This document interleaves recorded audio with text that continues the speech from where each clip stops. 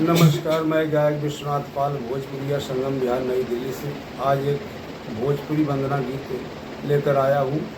जिस गीत के गाए हुए हैं पंकज पुजारी जी, वही गीत मैं अपनी आवाज़ में प्रस्तुत कर रहा हूँ। उन्हें आशा उम्मीद नहीं बल्कि पूर्ण विश्वास है जो भी भैया लोग हमारी वंदना गीत को सुनेंगे ज़रूर लाइक कमेंट शेयर सब्सक्राइब करेंगे, ऐसा हमें विश्वास है।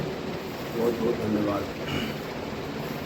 और झूम झूम पुरवैया कि झूम झूम पुरवैया मैया का केस संवारे। झूम झूम पुरवैया मैया का केस संवारे।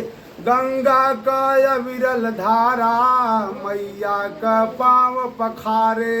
गंगा का अविरल धारा मैया का पाँव पखारे।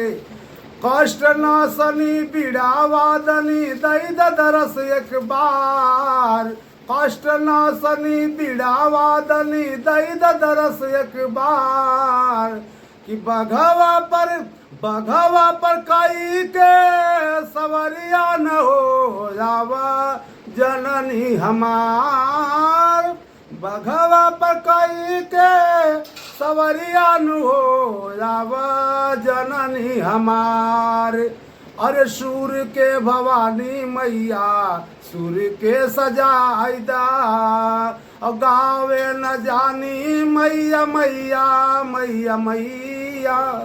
कि गावे न जानी मैया आके गवाइदा।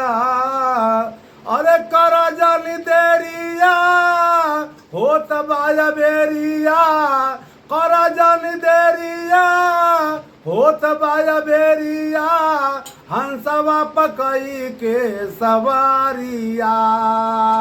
ओढ़ी के लाला की चूनरिया मैया छोड़ी आव मैहर की डागारिया। ओढ़ी के लाला की चूनरिया मैया छोड़ी आव मैहर की डागारिया। अरे ताना से न बजाजू के राग दिलू गावे कर अंदाज दिलू। ओ मैया फेरी दे तू कि मैया फेरी दे तू हमरो पर नजरिया। भंवर से बेड़ा पार हो जाई मैया फेरी दे तू हमरो पर नजरिया। भंवर से बेड़ा पार हो जाई।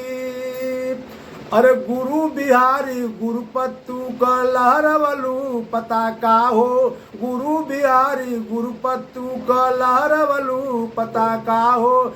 पाल भगावन कवि चंचल के ओरिया ताका हो। पाल भगावन कवि चंचल के ओरिया तनिता का हो। अरे पंकज पाल के अपने लाल के कि विश्वनाथ पाल के अपने लाल के माई देलू बिरहा गवाई। अरे विश्वनाथ पाल के अपने लाल के मैया देलू बिरहा गवाई। कि क्षमता भलावा के करा में मोल ममता के चुकाई। क्षमता भलावा के करा में मोल ममता के चुकाई।